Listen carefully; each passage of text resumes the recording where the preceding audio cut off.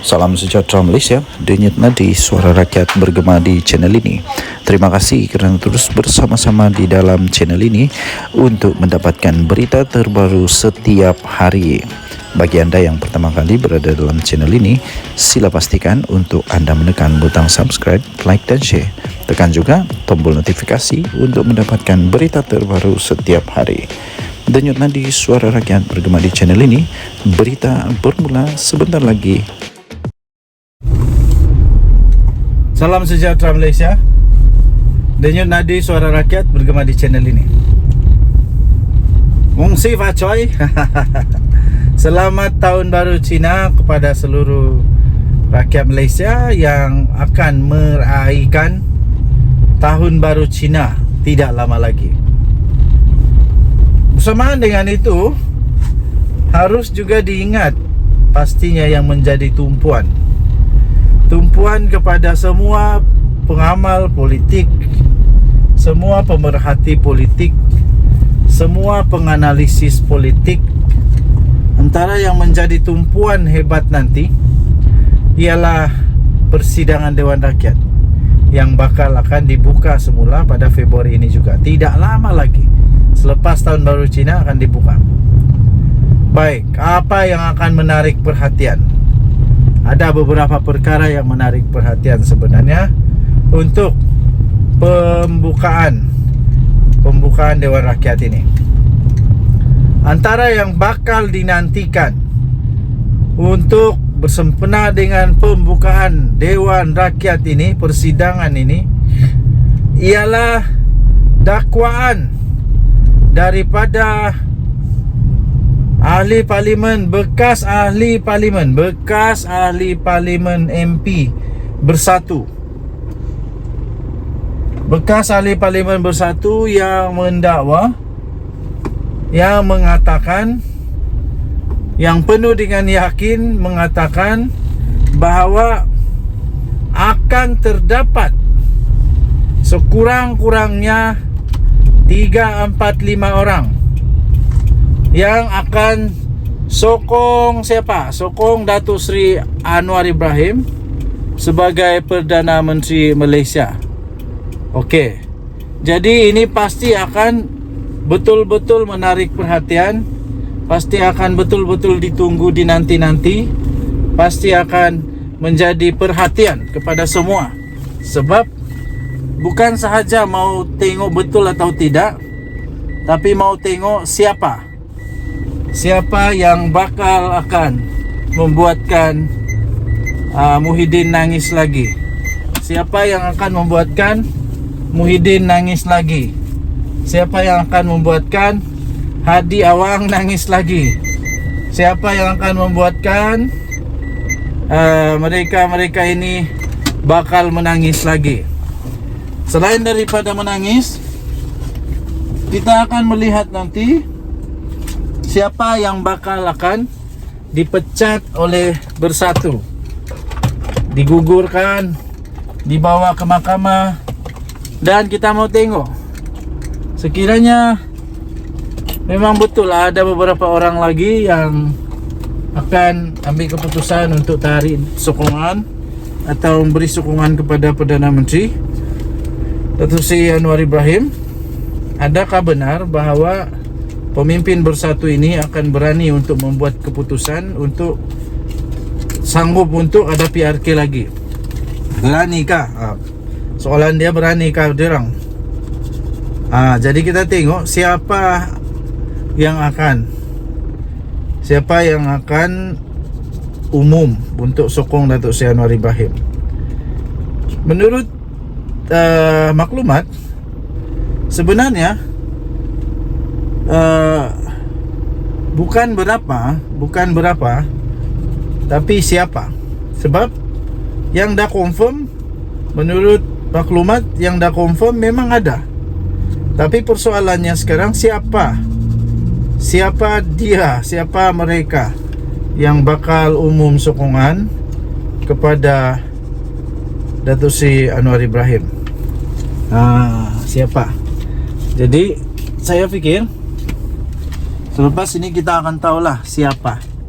Bila sudah tahu Jadi kita tahulah apa tindakan seterusnya daripada bersatu. Betul-betulkah dia orang ini berani, atau hanya sekadar supaya meminta belas kasihan daripada ahli wakil rakyat dia orang supaya janganlah. Nafikan saja. Selama ini memang sudah dinafikan lah. Yang kita tahu selama ini memang sudah dinafikan, habis-habisan dinafikan. Tidak adalah. Las-las apa terjadi? Betul-betul ada. Betul-betul ada. Hari itu sampai semua bos-bos bersatu buat pengumuman tidak akan ada lagi. Tengok-tengok ada pula. Okey. So, kita jalan-jalan dulu. Pastikan pakai mask untuk keselamatan. Yalah, kita kena berhati-hati sentiasa. Jangan terlalai. Okey, Denyut Nadi Suara Rakyat bergema di channel ini. Bye-bye. Salam sejahtera Malaysia. Denyut Nadi Suara Rakyat bergema di channel ini. Tuan-tuan dan puan-puan yang dihormati sekalian, keluar saja keputusan tentang bagaimana cara Najib Razak diampuni, yaitu bukan pengampunan penuh tapi hanya dapat diskaun. Berita kedua yang menjadi meletup-letup sekarang ini ialah dakwaan, teori yang menyatakan bahawa ada satu gerakan yang dikatakan sedang berusaha untuk menggulingkan Presiden UMNO. Banyak masalah sekarang ini. Pening kepala dia sekarang ini. Bukan dia yang bermasalah, tapi UMNO yang bermasalah. Siapa lagi kalau bukan Dr. Ahmad Zahid Hamidi. Sehingga banyaklah yang menafikan. Tapi ingat sekali lagi, negara Malaysia ni politik dia selalu bermula dengan kabar angin. Dinafikan. Last kabar angin menjadi ribut taufan, betul-betul jadi kenyataan. Banyak sudah buktilah. Jadi kabar angin yang bertiup kencang sekarang ini turut dinafikan oleh UMNO di Negeri Sembilan.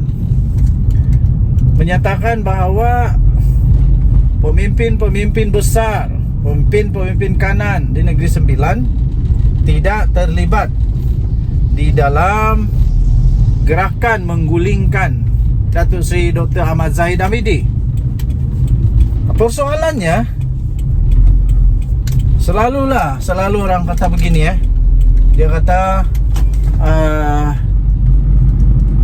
tak akan ada pokok bergoyang, daun bergoyang-goyang kalau tak ada angin bertiup-tiup, kecuali ada monyet di atas pokok dan haiwan-haiwan lah yang berada di atas pokok, dan gempa bumi. Okey, tapi bagaimana benda ni boleh muncul masih lagi menjadi perbualan hangat. Kita akan cubalah untuk kupas sampai macam mana boleh terjadinya berita mengatakan bahawa adanya gerakan ini. Bagaimana boleh ada teori tiba-tiba muncul mengatakan adanya kelompok, kumpulan, konspirasi untuk menggulingkan Datuk Seri Dr. Ahmad Zahid Hamidi. Dan persoalan seterusnya, kalau memang ada kelompok ini yang sedang dalam membuat gerakan untuk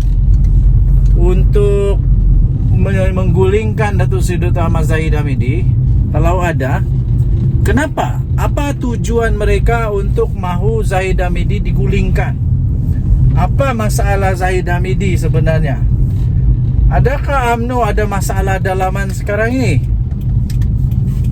Kalau ada, nampaknya bukan hanya bersatu yang dalam masalah, tapi juga dalam UMNO.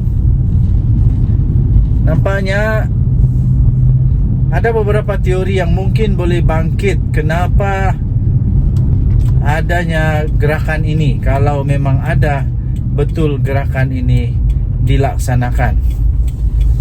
Teori-teorinya banyak juga. Banyak juga teori-teorinya ya, tuan-tuan dan puan-puan. Antara teori yang mungkin boleh difikirkan ialah kemungkinan kerana kegagalan Datuk Seri Dr. Ahmad Zahid Hamidi untuk mendapatkan pengampunan penuh Datuk Seri Najib Tun Razak. Teori yang kedua yang mungkin boleh timbul ialah kerana mungkin